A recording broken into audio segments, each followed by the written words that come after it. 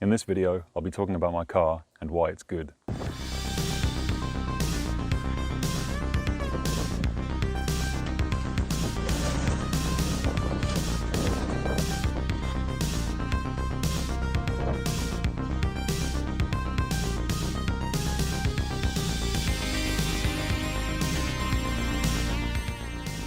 I've been getting a lot of comments lately asking me to do a walkthrough video of my car. Nobody comments on my videos, so here it is anyway. So I guess I better introduce the 76er Dreams. There it is. Now watch me break my ankle.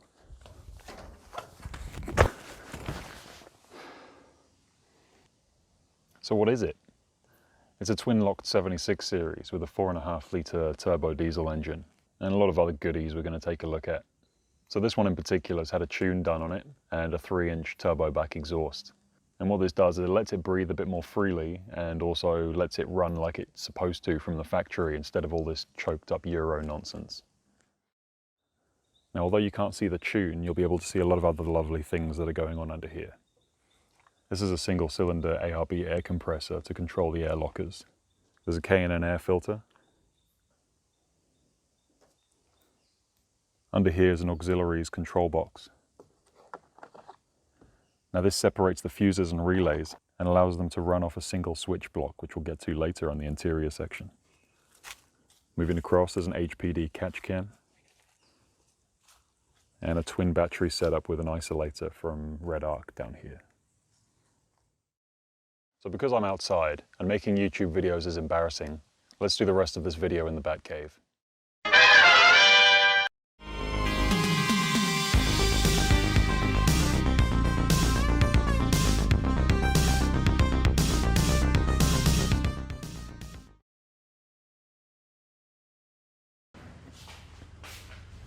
So I've decided I'm going to start at the back of the vehicle because I'm a rebel and my surname's not Dahl.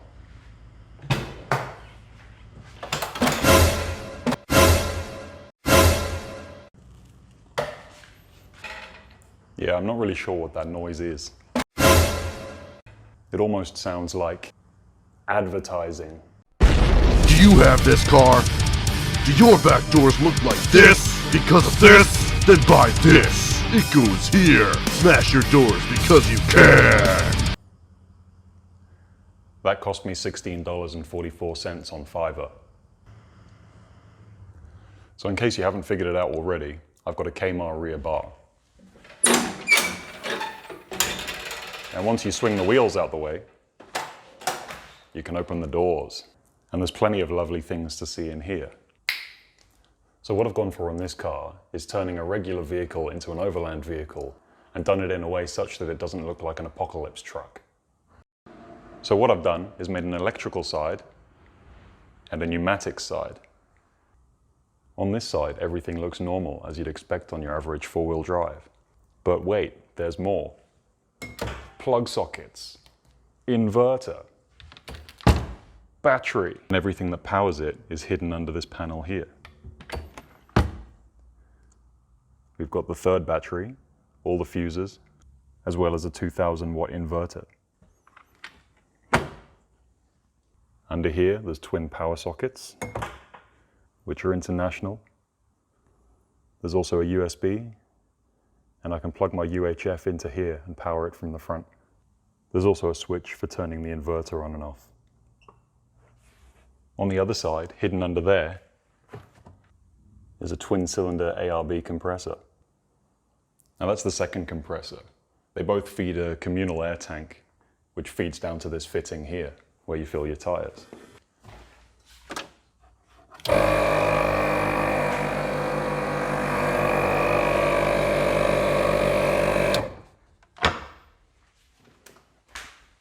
Now this little bag here is a 2 meter by 2 meter awning, because I think it's ridiculous to lose a load of fuel economy by bolting a huge thing to the side of your car that you're going to use once or twice a month.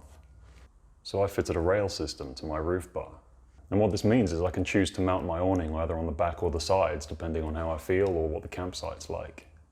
Plus it costs less than $40. However, when you buy it, it comes with these atrocious suction cups. So get rid of those attach some clips and it'll work much better. So I've separated my drawers into things that I want to use and things that I don't want to use.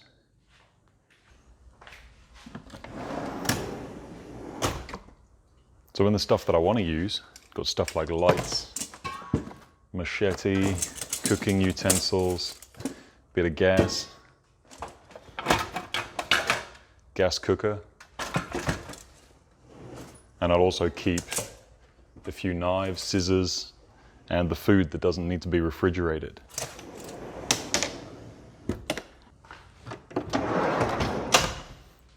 And it's all conveniently located underneath the 40-litre Engel.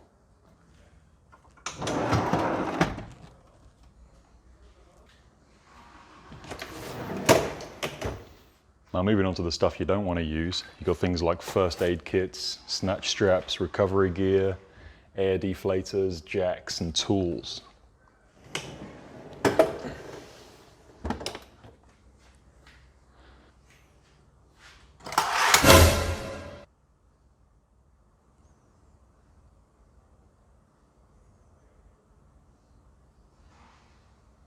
You might want to check that out. Just saying.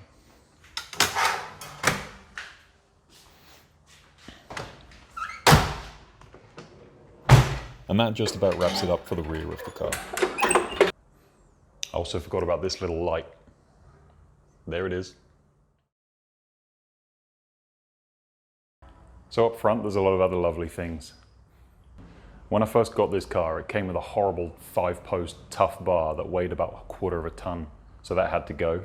And I replaced it with this factory bar because, to be honest, I think they're the best you can get for this vehicle. I know there's ARB and stuff, but I think they're just fancy hype. On the front, I've got a pair of Light Force HID 100-watt spotlights. Now, they take a few seconds to get to their full potential, but once they do, they're like laser beams. On the top is a 300-watt LED light bar that's bright enough to temporarily blind a small village. On the side, I've got some smaller LED light bars. These are good for spotting rocks and waking up sleeping bastards in mobile speed camera vans. Now for a winch, I've got a worn XD9000 with the worn fairlead, as well as a flat link here.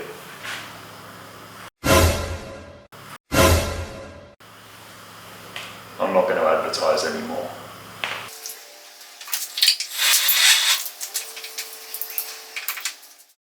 I've got some recovery points here.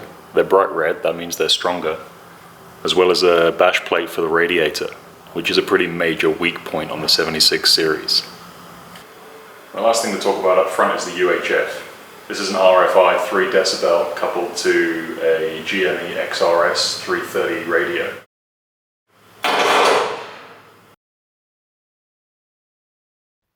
For rock sliders, I've got a pair with a kick out at the rear. This is to help fend off any rocks that might come out of nowhere. Mounted between the sliders and the chassis is an air tank, which is supplied by both compressors. And towards the front is a Safari R-Max snorkel. The good thing about Toyota is you don't actually need any tools to take the wheels off. If you stroke the wheel once across, once vertically, and once around the outside, you can then at a very special angle just pull the wheel off. And once you're there, you can see the old man emu spring and shock. This gives me a 2-inch lift.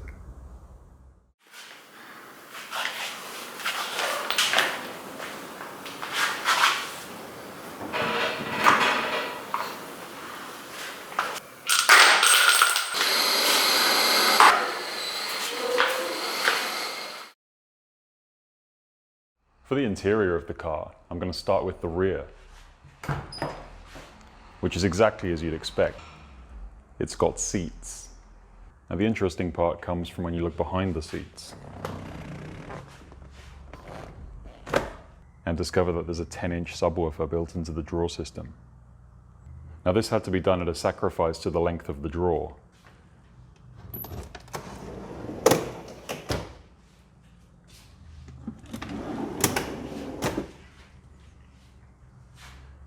And as you can see, the drawer on the left is about 200 mil shallower than the drawer on the right. At the front of the car, the speaker system continues. There's 8 speakers in total and 1 subwoofer. Now the front 2 seats are electronically adjusted Recaros. Now they're heated and cooled, as well as electronic incline and electric compressors on board. I'm not going to mention the name of this center console because it's terrible. However, some GXL features have been added to this workmate in the form of electric windows.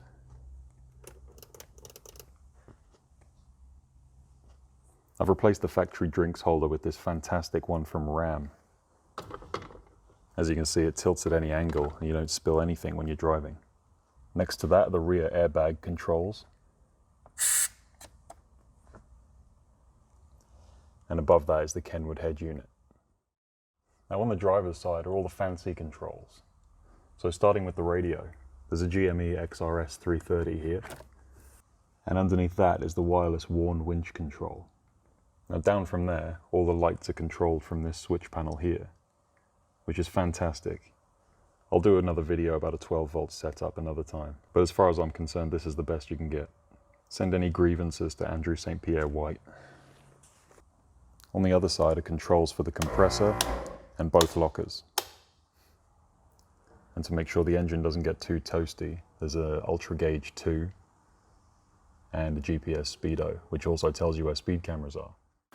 Now the last thing to mention on the interior is also related to the audio system, which is how do you power these speakers. So under the front seat is a 5-channel audio amplifier. So that pretty much sums it up for this video. I'm going to do a few more videos about 12-volt systems and any upgrades I do in the future, but until then, I haven't figured out how to end videos properly yet.